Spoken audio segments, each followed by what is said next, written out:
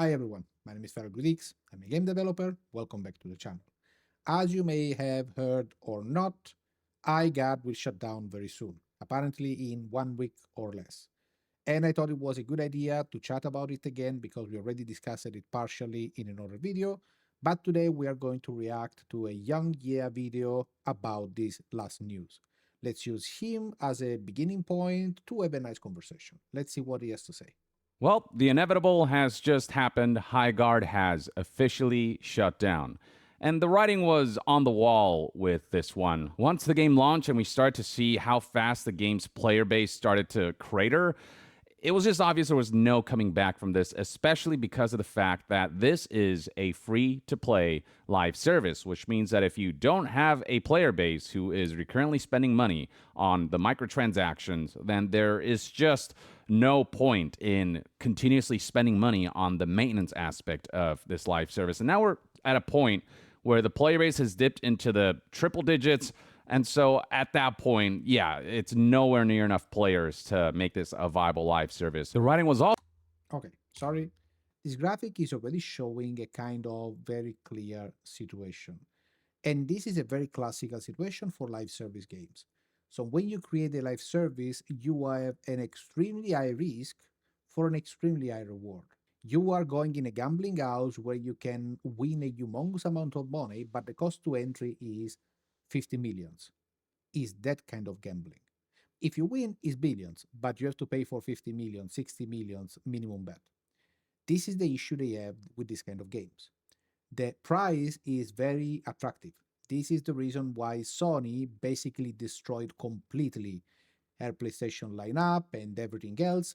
They destroyed their studios, they destroyed their reputation, just to hope to get that one successful hit. The problem is that if you look at the percentage of success in making live service game, is extremely low. We should begin to count how many of them miserably failed and try to begin to see what is the line in there. Because the question is, can you afford to lose this amount of money? And there is a reason why I say lose this amount of money. Because other games can fail, but they will still kind of sell some copies, they may still work. But the live service game, if it is failing to the level they are failing today, it's making $0. And apparently, iGuard was under the rug or without everyone knowing, having some contribution from Tencent. Now, I don't believe it was that big of a contribution. Most likely, I think that that the title lines were a bit blown up, clickbaiting and everything. But I don't doubt that Tencent may have offered some financial support, some publishing support. And I would also like to know why it was not disclosed from the beginning. Oh, we are this new indie team that developed for 5 years a game on a zero budget. Where did you get the budget to have this amount of people running? Was it a bank loan or what? But in general, the problem is the following. You had 97,000 players tuning in at your game launch. 97,000 players is not a small number. It's actually a very big number. And the reason why the game failed is just because it didn't capitalize on this amount of exposure. It's not because of just giggly, it's not because the people decided in advance the game was bad, it's because they tried the game and you confirmed their idea. They saw a trailer that was, let's be honest, one of the worst trailers you can do for this game. No one was hyped, no one was interested. It was very boring as a trailer, and you already begin with the wrong step. And my question is also why? I mean, you are not even showing what your game is about. In that trailer, the only thing you see is you're shooting on mounts. And this is your great idea, really? I know that every great idea could be uh, hidden. It can be a hidden pearl. But you have to show it in the trailer. You have to tell something to the player to say, hey, this is what you want from my game. This is what you should expect. And what you told with the player is you should expect the classical slope, basically a Concord. The character design, I don't think is on the level of Concord. I think is a bit higher. They are not looking so terrible. They are not incredible. They are forgettable, but they are not at the level of Concord. They are not tuning in a specific kind of idea. In general, the bigger problem is that you made a game as a service, a multiplayer game as a service. That means the moment something goes wrong, everything crumble apart. It's an extremely high risk because if you succeed, well, you have the viral effect. If you fail, you have the inverse viral effect because player in game as a service have an issue. When they invest money, they have to decide whether to give you money for your skins for a game that may die because stop killing game is not a thing. So because you enjoy the idea as a corporate company that you can shut down the game in the moment you want, I'm not anymore capable of saying, well, this game will stay long enough. They are even hurting themselves by creating this structure because the player has now to decide whether or not the game will survive. Will they give money to a game that is going to die in few weeks? Why? If I buy a game and in 1 month the game can shut down, why would I pay for the game? If there is the risk, I don't give you the money. That's why single player experience are important, and that's why offline experience are important. If you want to make a game that people have trust into and they can tune into, give them a guarantee that even if you shut down the server, you will provide them a way to play. You will give them some sort like in Highguard, if you would have guaranteed that even if the game shut down, you would provide them the open source, like the server, you would provide them some way of running it, then it would have been a bit different. They may have had a bit of trust and say, well, if I buy the skin, I can still use it because maybe I like the game. But now they see a game that is failing because you are losing more than 60% of your player every day. Like every day you are halving your player count, even worse than halving it actually. What kind of trust are you building on the players? And because the kind of structure of service you are creating is all about trust, the moment the trust is not met, less and less players will tune in. And the ones that are playing will say, why should I invest even my time in playing the game? Because again, you are creating a gameplay that is only meant to be played if you begin to be good at it. You don't play shooter games to play them and enjoy the moment. You want to be competitive. You want to learn to be better than the others. But in a dying game, why do you spend your time learning that when you could spend your time back to Overwatch, Marvel Rivals, or whatever game you're playing already? You didn't give them anything to attach to. You didn't give them any interesting point. And that's why the game failed so miserably. So, yeah, not a surprise. They really didn't do anything in the proper way. I would love to hear an interview where they honestly say what happened during the development and why some choices were made. But I believe that at the end of the day, of course, we would never get anything out of that. But yeah, the game is going to die. Point, yeah, it's nowhere near enough players to make this a viable live service. The writing was also on the wall when about 2 weeks after launch, it was announced that Wildlight would be laying off most of their staff. While it is not stated here that it's most of the staff, people on LinkedIn who worked at Wildlight were saying that, like most of the team has been gutted. And then a later report revealed that only about 20 developers remain trying to keep the game updated. But the fate of 20? Wildlight and Highguard was sealed at that point. The end result is that today, on March 3rd, 2026, they have officially announced that this will be Highguard's final update that'll be arriving soon. Here's the full statement. Today, we're sharing difficult news. We made the decision to permanently shut down Highguard on March 12th. Since launch, more than 2 million players stepped into Highguard's world. You shared feedback, created content, and many believed in what we were building. For that, we are deeply grateful. Sorry. Why? Yeah, I wanted to take this moment.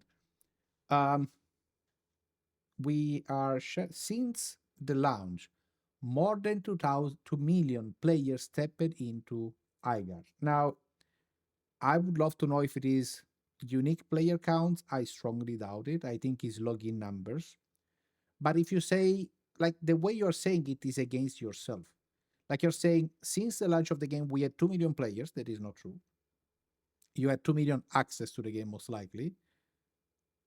But then why you fail? I mean, why you say that you had 2 million people looking at your game and saying this is crap? I mean, why would you say some? Who is the person in the HR, in the PR community, in their PR that decided that this is the way to communicate? Like, You had 2 million players, and you're saying we had 2 million players in 45 days, and we are shutting down the game because it's crap. Basically, you are yelling that you are a fake. I mean, why? Why do you do it? Don't say anything about the numbers. We are grateful to everyone that joined the game. Why you try to make it like you're not succeeding? You're saying that like it's not making it look like you did better. You didn't do better. You did worse. I don't get it. Why you say that? The fact that 2 million players checked the game out and ultimately most of them decided to not Oh yeah, stay goes to highlight that the issues surrounding Highguard were deeper than just its failed marketing campaign. no, no, The it way it was not. was It announced wasn't at the marketing. Game Awards as the big finale, a live service that just didn't have a particularly impressive trailer that garnered a lot of negative feedback because of the spotlight that that slot at the Game Awards brings to any game. And if the game itself doesn't feel worthy of that spotlight, then the spotlight turns incredibly sour. That's kind of what happened to Highguard, and I think it ultimately ended up biting the game in the ass when it comes to like an optics standpoint. But it wasn't just that. While Highguard was a valiant effort, the fact remains that the game had a lot of issues. And if those issues didn't exist, and if they didn't have the, what former developers called hubris to think that they could just replicate what worked with Apex Legends and try to just do a redo of that with Highguard, if they had the sense to host a beta and really listen to player feedback and overhaul it before truly launching it, I think Highguard would have stood more of a chance because what ideas they were going for would have been more refined. It was a valiant idea that did try something kind of new, but the execution was just flawed enough that it didn't allow that player retention. It didn't pave the road for 2 million players ultimately deciding that this was worth their time above all the other live services in this oversaturated market. But yeah. Yes, the problem is exactly that. It's not the idea itself that is wrong. You can come up with any idea you want. You could even imagine a competitive third person shooter turn based. Okay? It sounds terrible. You say, what is this crap? But if you have something smart, if you have that spark that make it incredibly interesting, you can make it. It's not about the idea itself, it's about how you develop it, how you make it feel good. And yeah, to be fair, they didn't do anything to make it feel good. I actually think by looking at Marathon and how it looks like at the moment, that it may be more successful in it. Actually, I think that Marathon may not fail as people think. I think Marathon will easier to stay, but we will discuss it once we have a bit more news about it. But for what I've seen, I think that the shooting feels good enough that Marathon may not die at the beginning. Permanently shutting down on March 12th means that the game is shutting down just a mere 45 days after its launch. And it just feels like more and more live services are shutting down sooner and sooner Of after course, its release. And because you this is cannot not change something the that I trajectory. celebrate. I would have loved for Highguard to go far and above the expectations and the high bar that comes with being featured as the Game Awards big finale. Unfortunately, it just quite didn't. And while Highguard wasn't as bad as what happened with Concord, it still comes kind of close. Concord died just 14 days after launch. Highguard died 45 days after launch, which is better, but really not by much. The statement continues, despite the passion and hard work of our team, we have not been able to build a sustainable player base to support the game long term. Servers will remain online until March 12th. We hope you'll jump in with us one more time to show your support and get those final great matches in while we still can. Yeah, I mean, sustainability is a key factor with any live service. And with Highguard in particular, it was actually funded by Tencent, something that wasn't disclosed from the outset, which felt a little weird. But basically, Tencent helped fund the game, and their continued funding was contingent on Highguard meeting certain metrics that it clearly woefully fell short of. Just to clarify a point, as I said, we know that Tencent put money into the game. We don't know how much. I don't, because there are different levels of providing money. There is we full fund the game and the game is basically our, or there is we are giving you a small support and in case you succeed, we take 10% out. So there is a big difference in between being a publisher and supporting the team. So I would not consider that to be extremely big as a problem, but still there was a lack of transparency in there. This is true. at which point Tencent decided to cut funding, which is when all of the layoffs started to happen, not monetizing well enough for this project to break even given the high cost of maintaining it. Of course, they had no choice but to shut it down. But this all begs the question of how worth it is it really to pursue a games as a service when this is a kind of product that if you don't meet a certain standard, it can fall apart in just 45 days. That is ridiculous and insane. Pursuing a live service, especially as a brand new studio that sure might be composed of veterans, but you're still an unproven new studio with a brand new live service in an oversaturated market while being so financially strapped that if you're not successful, then you can fall apart in 45 days. To me, it's just like such an irresponsible model to pursue. It's this. And here we are again to this extremely high risk, high reward structure. If you succeed with a game, you can cover for 10 failed game most likely, even more, because you have a huge revenue source that is a continuous stream of money for years to come. On the other side, again, the moment you create a live service, you have another big issue compared to the other games, is not that is the one that once you have created the game, is not just there on Steam for everyone to play. You have continuous cost associated with it being alive. And this is another drain of money that you already don't have. So basically, these games are really something that either succeeded a lot or they miserably fail. So yeah, expected.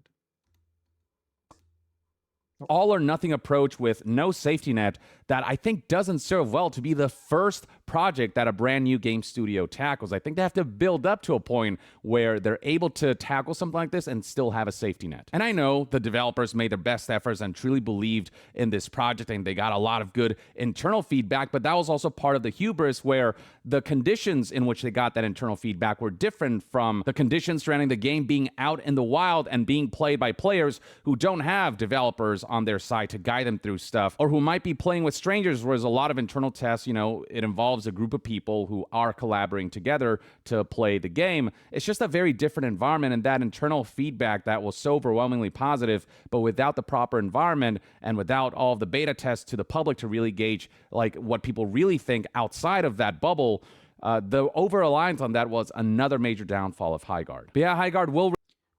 In this case, I think that they really, or what it feels to me, is that they really thought they had like this humongous product in their hand that it would explode. They were like the people in Concord. For some reason, they were convinced that they had this incredible game in their hand that was fresh and everyone wanted to play it. And they didn't want, I think, to spoil their shadow launch because they wanted to have this shadow launch at the beginning. So their plan was to not have anyone knowing about it, and having a beta test, even a closed beta, would have mean that everyone would have known about the game. And I really think they went and copied one to one what was the success of Apex Legend, where they actually jumped in a different kind of market with a different kind of product. And Apex Legend was extremely good at the time of the launch. It was a very good shadow launch. I don't think this game had any similarity with that, even in the quality of the gameplay, but it's likely that they had no idea inside the company. They were sure that the gameplay was good and they had something that would have made the people love it. I don't know. This is a guess. Release some final bits of content before it comes to an end. It reads right here, the team is excited to release one final game update to enjoy the remaining life of the game. We'll be adding a new warden, new weapon, account level progression, and skill trees. Full patch notes are coming, and we're targeting tonight or tomorrow morning for patch release. From all of us at Wildlight, thank you for playing, for supporting us, and for being part of Highguard's story. But yeah, I think what it ultimately comes down to are a lot of like strategic missteps and a lot of decisions made from a place that, just from the words of former developers, is described as hubris because of the fact that once upon a time they worked on all of these mega hits like Titanfall, which, didn't perform well, but was still well beloved and paved the road to what ended up being the mega hit Apex Legends. But Apex Legends came around the time when Battle Royale was explosively popular, when that market wasn't super oversaturated, and it had the Respawn name to kind of back it as well, to just give it that much more of a level of prominence. It tackled a new genre, I suppose, that ultimately is a combination of a bunch of existing genres, and it still leaned enough into existing gameplay tropes, and the execution was lacking enough that ultimately this was a game that could not stand out from the pack and came in at a time when it's more difficult than ever to break into the live service market. So I think Highguard ultimately, it sucks that it all played out the way it did. I wish Highguard could have been massively successful and it could have, surpassed expectations surrounding it. But that's just not what ultimately ended up happening. And I think mainly Highguard is a cautionary tale of like some of the things that you shouldn't do, especially when you're trying to ship a live service. But it feels like history tends to repeat itself over and over again when it comes to games as a service, because ultimately it is just that risky of an endeavor to the point where, if you miss metrics by a certain degree, then you can fall apart in mere days. And if you ask me, no model that has that severe of a risk is worth pursuing, especially as your first ever project, when like all of your success and all of your ability to just even be able to keep the lights on is riding on its success, especially when it's free to play. To me, Highguard just ultimately, in many different facets, just made no sense. I do wish the developers who worked on this well. I hope they land on their feet and are able to find other ventures that will allow them to take risks that are like more appropriate for the environment that we're in right now when it comes to the gaming landscape, and are able to ship things that they can not only be really proud of, but are able to do well and it be, something to celebrate rather than it be like this really unceremonious and depressing end to a project that just really wasn't handled as well as it could have been. But that, folks, is everything I got to say about Highguard's shutdown. It's about as I predicted.